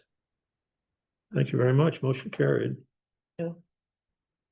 Let's see, reports and comments for information purposes only on subjects not covered by the agenda. The opinions of individual directors are not necessarily the opinions of the board or district staff. No action will be taken. The board may provide requests for future agenda items. Vice President Doolittle. Nothing for me. Director Fick. Plenty for me. I had copies made and distributed to some staff and all the board members regarding what's called the Joshua Tree Resort. They don't call it this because they are separating the zoning change from the project itself. Now, in my other courses of action, I studied this on behalf of NBCA and just in Joshua Tree in general. And what it is, it's a 37-acre project, which includes changing the zoning from 7 acres to 16 acres. They're doing such so that they can put the resort, which they do not even mention. This is county and the proponent. They don't mention what the resort is or what it's going to be. I have seen illustrated schematics of the resort separate from what the county is telling us. And in this, the resort is changing from 7 acres commercial along the highway. People in Joshua Tree know what this is, to 16 acres so that the 10-acre resort can be right next and in the floodplain of Joshua Tree Creek.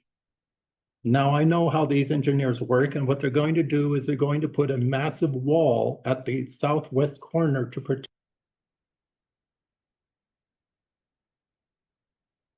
It'll separate the water on the Joshua Tree Creek from fully going down Joshua Tree Creek, which is quite wide and including the floodplain, into 2 parts. The second part will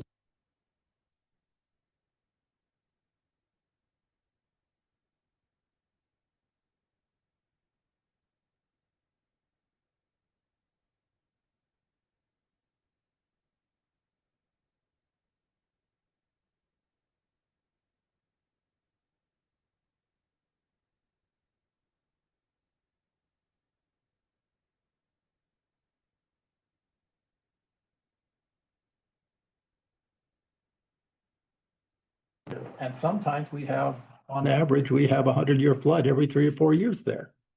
And we have plenty of photos and whatever of vast amounts of silt filling the highway. So that's the problem with that. Now, for me personally, there's 2 problems with this. One is the disassociation with the zone change and the project. At no place, I've read all 440 pages of the initial study. In there, they will give you a 20-year history of all the landowners in downtown Joshua Tree, filling up those pages. They did have a good biological review by Ed LaRue. He's highly recommended, as I've known him since 98 or so. He's one of the best biological surveyors around. So he's accurate, but the engineering for this project is way, way off. The problem with it is socially, commercially, and in the actual floodwater logistics, it's wrong, absolutely wrong. Now, in the notice, it says deadline is October 23rd. October 23rd, obviously, we do not have another board meeting until November 5th. So, but these deadlines for comments are usually just sort of the arbitrary 30-day. You can put in comments after October 23rd. And I think our water district should put in a comment towards this project, both on the fact that they disassociate the project from the zone change and also that it's just wrong, period. And, personally, and on my own consideration, I think that's it's a deceitful thing that they're doing to Joshua Tree, both by the proponent and by the county. Well, that's my comment on that. I don't know if I need to make a motion for this to go to a future agenda, but maybe on the November 5th, we will try and do something about that. But staff, I think the Joshua Basin Water District staff should have a comment on this since it's affecting our lands. We are in the floodplain. And the fact that notification is by the county has been bad at best. So are you making a motion that those people come speak to us or what? No, well, the project like this, they don't tell us when the planning commission is going to have the hearing. And I've been dealing with comments to the planning staff for decades. And usually the October 23rd, it's not a hard fast. It's a ballpark kind of figure. They take comments after October 23rd. So I think I don't know if staff wants to do it separately or from the board. You know, our board will have its recommendations if this comes before our board. I don't know if it can in that kind of time, or if we can request an agenda item on November 5th. Well, the county is this that we got, this is sort of a notification that this is going to occur, and there's Yes, something I'm pretty sure this- or soliciting comments from us about your project. So, Yes. And this project has direct effect on Joshua Basin Water District land.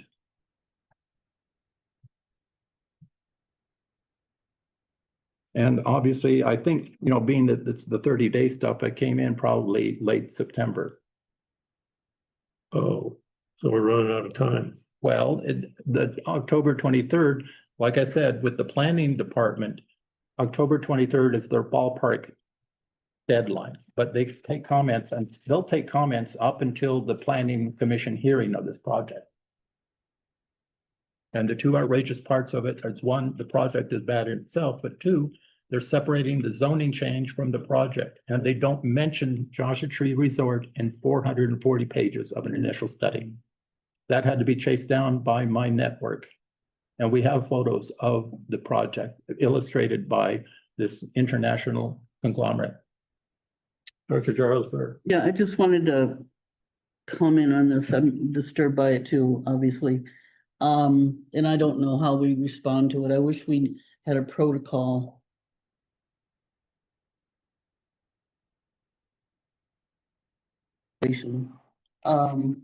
And I'm just wondering if you've heard, because there's federal property right there next to it. What happens if the federal property floods?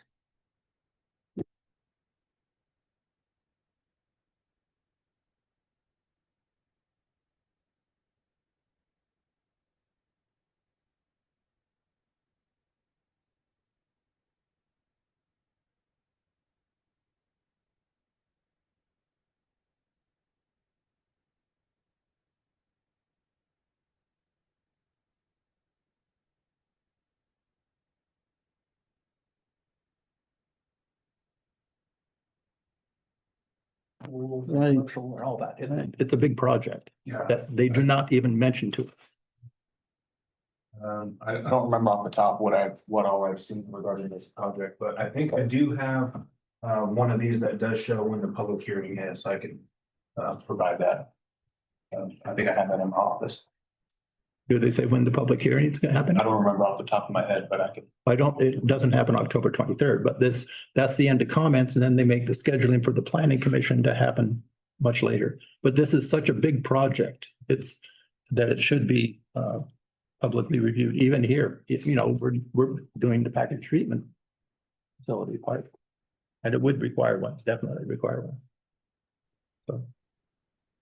So I do have more to briefly mention. There's a very topical topic of the death of Diane Keaton. And on social media, I put it out there. A lot of you guys won't know about this, girls and girls. But long ago, Ida had a vision. She felt Ida, my late wife. What? Yes.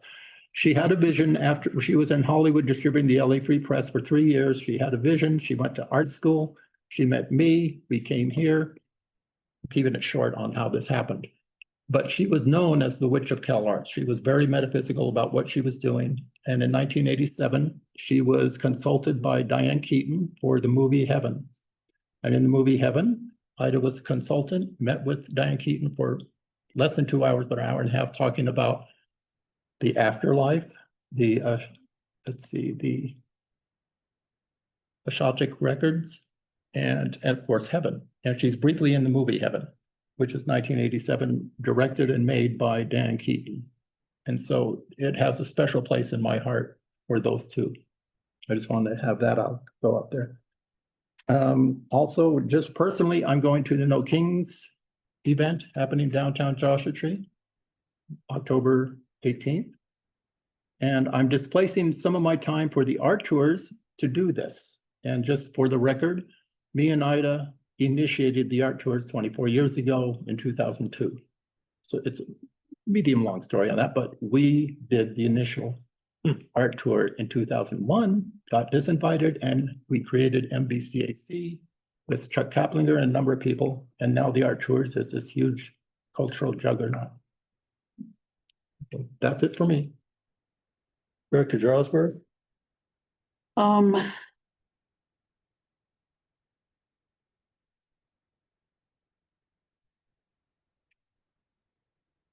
I wanted to mention briefly, I met with the general manager last week regarding possible recruitment of young people to help them get interested in water issues and work, which is one more job, that takes time. So, I mean, it's in the hopper, let's just say. I planted seeds with general manager, had a good meeting. I also went to the Landers community meeting on Monday evening, and it occurs to me that even though the Airbnb situation is kind of fallen flat, development is not. And, there's like I mentioned before the meeting started that, at the Landers meeting, we were talking about a hotel that is being proposed on Belfield, kind of across the street from the Orchid farm.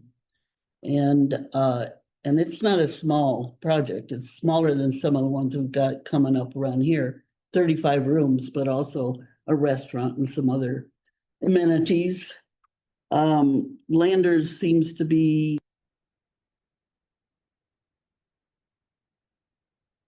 also, I don't know where the county stands in it. I haven't looked into it since Monday.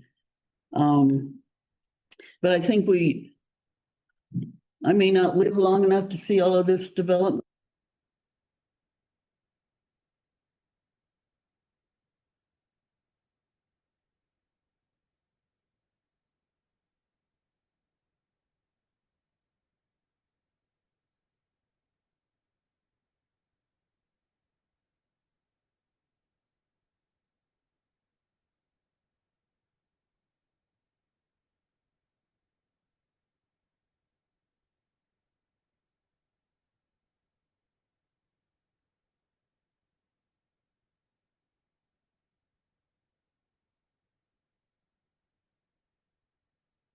Seems to be moving ahead in spite of, many good reasons not to. So, and then I attended the forum that Assembly Person Greg Wallace held today, this afternoon,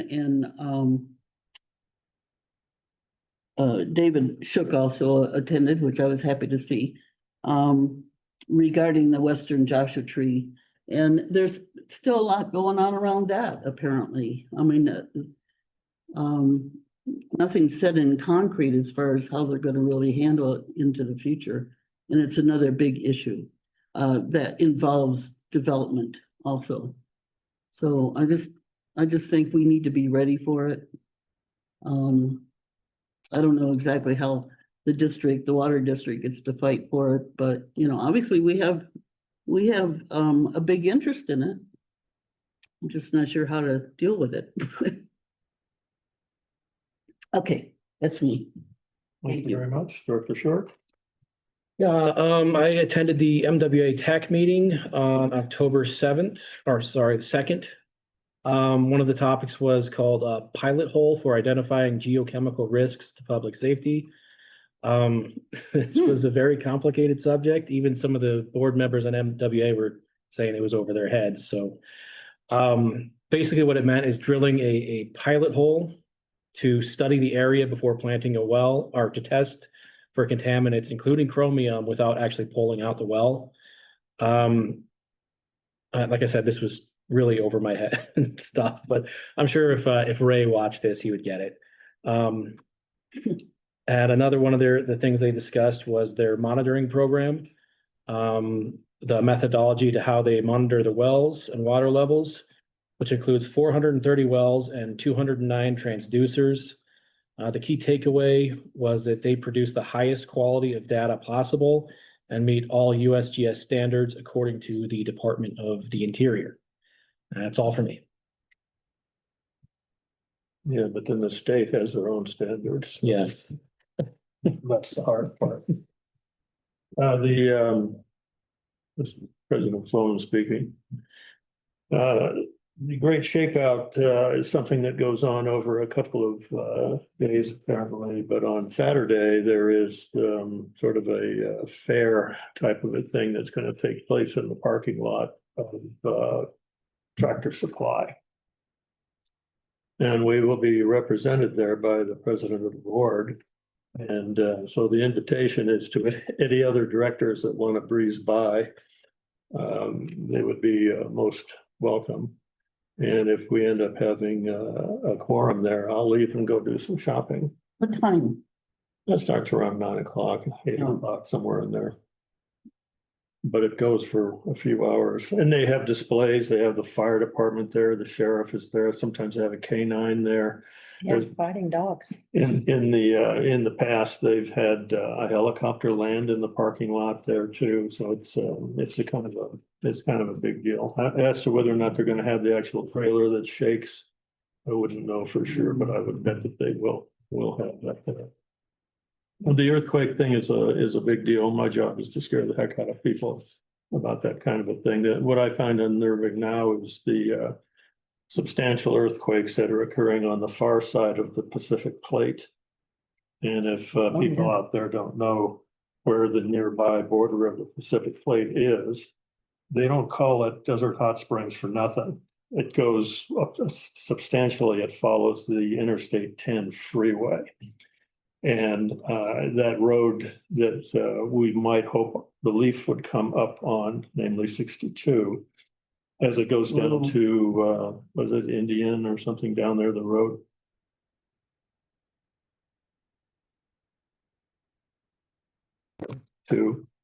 And we expect our emergency supplies relief to come from other states to the east of us. But remember, there is a small bridge on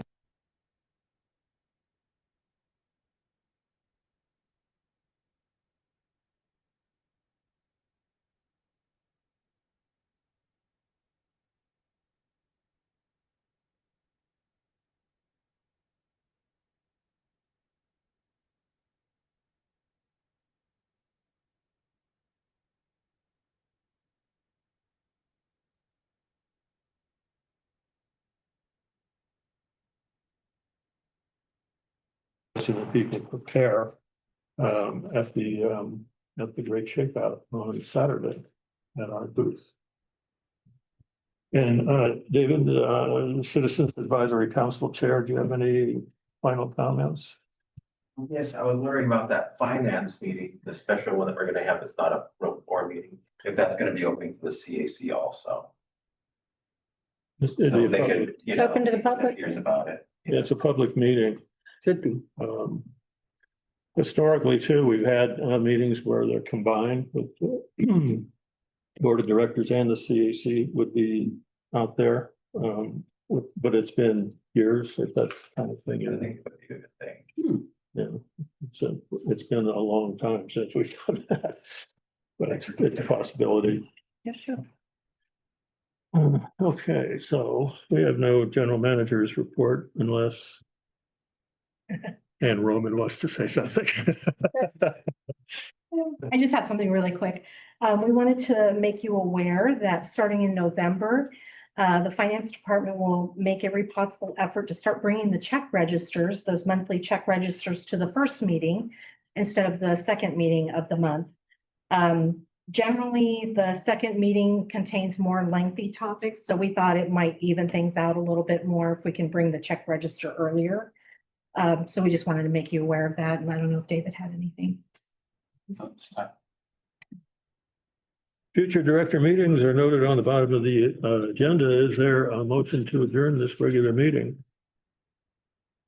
I'll make the motion. Thank you. A second. Second, Thank you very much. This meeting is adjourned. And thank you to our guest Kyle and. Nicole, thank you. Thank you. Yeah, thanks everyone. Have a good night.